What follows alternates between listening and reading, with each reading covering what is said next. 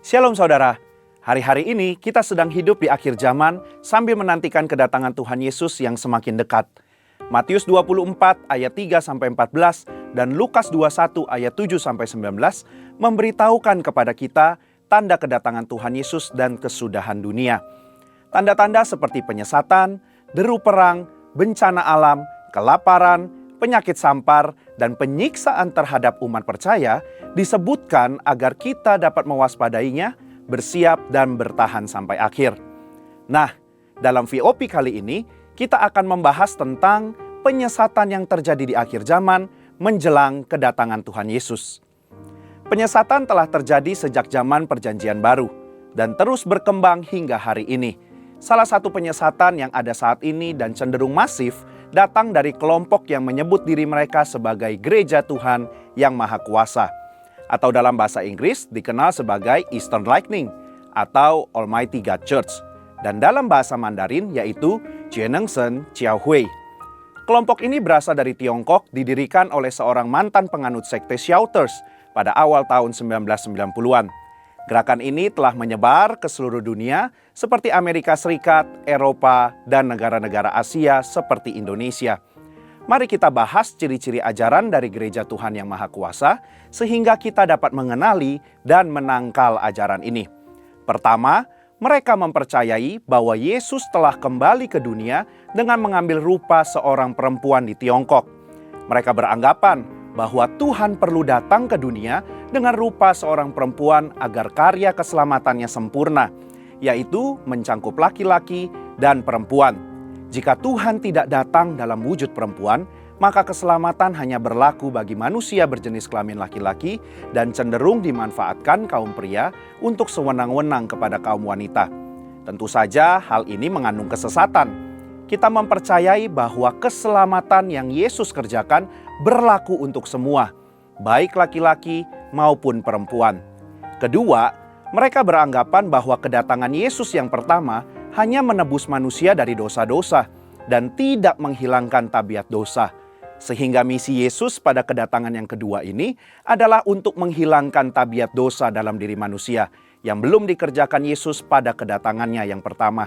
Hal ini mengandung kesesatan karena tabiat dosa manusia akan dihilangkan dalam peristiwa glorification, yaitu saat gereja dijemput Yesus di awan-awan permai sebagai mempelai wanitanya untuk perjamuan kawin anak domba. Selain itu, saat kedatangannya yang kedua, kita akan rapture untuk menyongsong dia. Namun saat ini, gerejanya masih ada di muka bumi dan belum terdapat kabar adanya peristiwa rapture terjadi. Ketiga, menyangkut ketidakpercayaan mereka akan doktrin Tritunggal dan menggunakan kitab lain, yaitu kitab Firman menampakkan diri dalam rupa manusia. Mereka percaya bahwa pribadi Allah hanyalah satu, tetapi hadir dalam sebutan yang berbeda dari zaman ke zaman.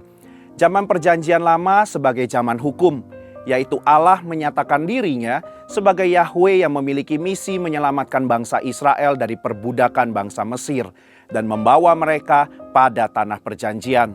Selanjutnya adalah zaman anugerah, yaitu era yang kita kenal sebagai zaman Perjanjian Baru, di mana Allah menyatakan dirinya sebagai Yesus yang datang untuk menyelamatkan manusia dari dosa. Dan zaman sekarang ini mereka anggap sebagai zaman kerajaan, yaitu Allah hadir sebagai Tuhan yang Maha Kuasa dengan mengambil rupa sebagai female Christ. Perihal kitab Firman menampakkan diri dalam rupa manusia, mereka mempercayai bahwa kitab ini diwahyukan oleh Mesias perempuan tersebut. Hal ini jelas merupakan kesesatan fatal. Dasar iman Kristen mengharuskan kita untuk mempercayai doktrin Tritunggal, bahwa Allah Tritunggal ialah Bapa, Anak, dan Roh Kudus, tiga pribadi dalam satu hakikat. Kita percaya bahwa Alkitab merupakan firman Tuhan yang sudah final, diilhamkan oleh Roh Kudus, dan terdiri dari 66 kitab Perjanjian Lama dan Perjanjian Baru. Menanggapi kesesatan tersebut, kita sebagai umat Kristen perlu waspada dan perlu melakukan hal berikut. Pertama, kita perlu menguji segala roh, termasuk yang menyebut diri sebagai kalangan Kristen atau memakai label gereja. Jika bertentangan dengan firman Tuhan, maka kita harus menolak ajaran mereka dengan tegas.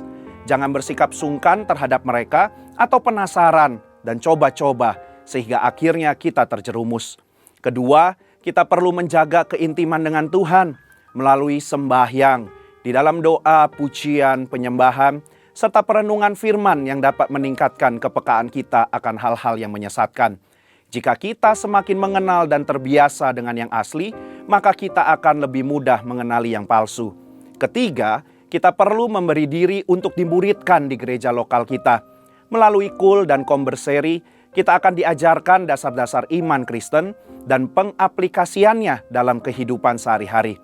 Dengan begitu, kita akan memiliki dasar yang kokoh akan ajaran yang sehat dan pastinya sesuai dengan firman Tuhan. Kesimpulannya, kita perlu hati-hati dan waspada terhadap penyesatan yang terjadi di akhir zaman. Kedatangannya sudah sangat dekat, sehingga akan banyak penyesat yang bisa mengecoh dan menjerumuskan kita. Oleh karena itu, kita harus dibekali dengan pengajaran doktrin yang kuat, menguji segala sesuatu, dan terus-menerus mengalami perjumpaan dan pengalaman rohani yang otentik bersama Roh Kudus. Mari kita nantikan kedatangan Yesus kedua kali dengan pengharapan dan sikap yang berjaga-jaga. Saudara, untuk penjelasan lebih lengkap dari tim teologi kami, silakan scan QR Code atau buka link yang ada di atas. Tuhan Yesus memberkati.